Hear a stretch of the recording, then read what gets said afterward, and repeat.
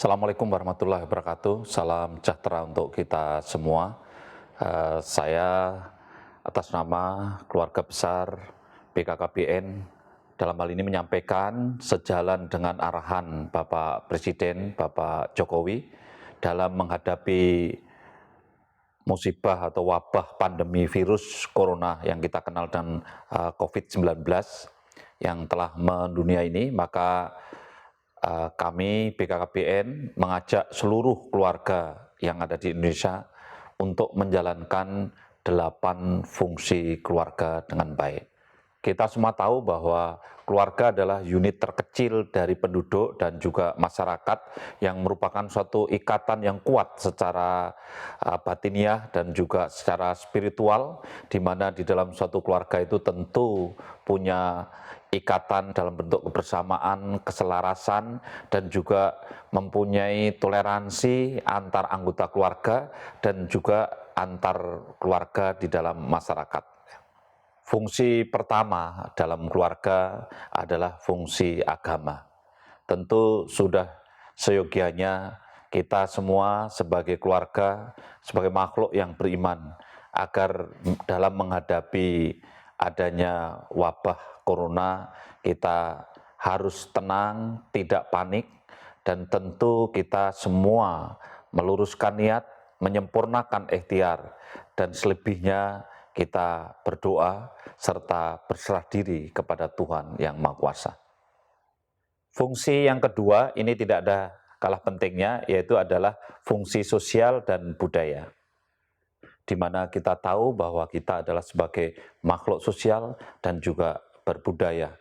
Oleh karena itu saya mengajak kepada para orang tua harus bisa mengajak kepada anggota keluarganya, anaknya untuk membudayakan hidup bersih dan juga sehat di lingkungan keluarga masing-masing. Tentu kemudian juga kita harus punya kepedulian baik terhadap diri sendiri, kepada sesama anggota keluarga, dan juga kepada semuanya untuk mencegah terjadinya penularan corona atau COVID-19 ini. Satu fungsi yang juga sangat penting yaitu fungsi yang ketiga, yaitu fungsi cinta kasih.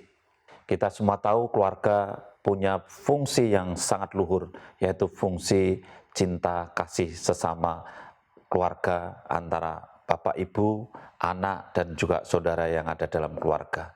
Maka sebagai wadah bersemainya kehidupan yang penuh cinta kasih lahir batin ini, maka keluarga harus punya rasa empati, memperhatikan, dan juga menolong dengan ikut tanggung jawab.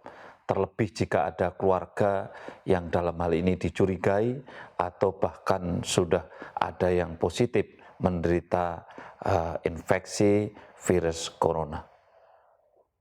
Fungsi keempat adalah bagaimana keluarga bisa menjadi suatu pelindung. Oleh karena itu, fungsi perlindungan adalah sangat penting. Di mana jika fungsi perlindungan ini berjalan dengan baik, maka keluarga sebagai tempat berlindung yang aman dan nyaman bagi anggotanya. Oleh karena itu, dalam rangka untuk mencegah terjadinya penularan infeksi virus corona ini juga, saya berharap di dalam keluarga kita terapkan etika, cara hubungan antar satu dengan yang lain, kemudian saling ingat mengingatkan antara satu dengan yang lain. Ketika keluarga itu semua taat dengan aturan, himbauan dalam rangka mencegah infeksi corona, maka kemudian anggota keluarga akan merasa aman. Dan itulah peran keluarga dalam perlindungan. Dan fungsi kelima ini adalah sangat esensial, yaitu fungsi reproduksi. Oleh karena itu, dalam rangka mengantisipasi penularan virus corona kepada keluarga, marilah keluarga yang rentan seperti ada ibu hamil, ada bayi, ada balita, ini adalah orang-orang yang sangat penting untuk kita lindungi. Kita tahu ketika ada ibu hamil yang panas, batuk, pilek, dan apalagi positif corona, maka sangat besar pengaruhnya terhadap kesejahteraan janin yang ada di dalamnya, dan tentu menjadi suatu ancaman kesehatan bagi ibu dan juga bayi. Oleh karena itu, kita harus lindungi bersama ibu hamil. Begitu juga bayi, bisa dibayangkan ketika bayi itu kemudian demam, batuk pilek, dan kemudian dia rewel, maka ini efeknya akan menjadi banyak ketika bayi itu daya tahannya belum begitu bagus, dan juga balita tentunya.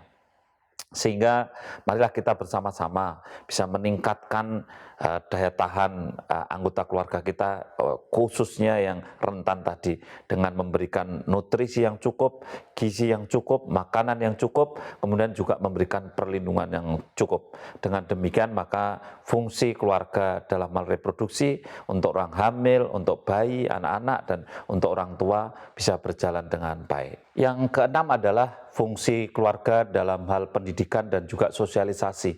Oleh karena itu, saya mengajak kepada para orang tua untuk bisa memberikan pelajaran yang terbaik untuk anggota keluarga dan untuk anak-anaknya. Ini satu hal yang penting, bagaimana mengecek anak kita, apakah dia kalau batuk, cara menutup mulutnya sudah bagus atau belum, benar atau belum. Kemudian kalau dia perlu pakai masker, apakah dia sudah pakai masker dengan baik atau belum. Kemudian juga bagaimana apakah dia kalau menggunakan fasilitas-fasilitas yang sifatnya umum dan tangan bersentuhan, apakah kemudian sudah tertib mencuci tangan dengan baik atau belum. Ini adalah bagaimana cara memberikan pelajaran kepada anggota keluarga. Ini adalah menjadi tanggung jawab fungsi pendidikan bagi keluarga. Saling ingat mengingatkan bagaimana cara kita menjaga diri dan menjaga anggota keluarga agar tidak tertular oleh virus corona.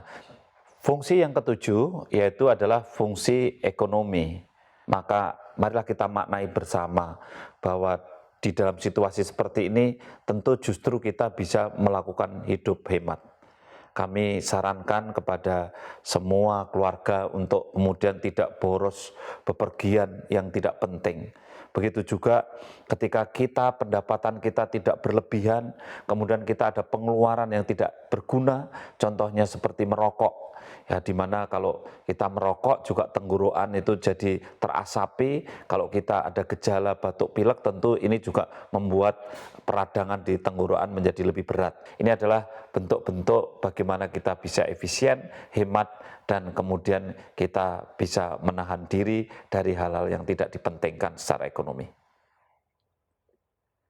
Fungsi yang kedelapan adalah fungsi pembinaan lingkungan.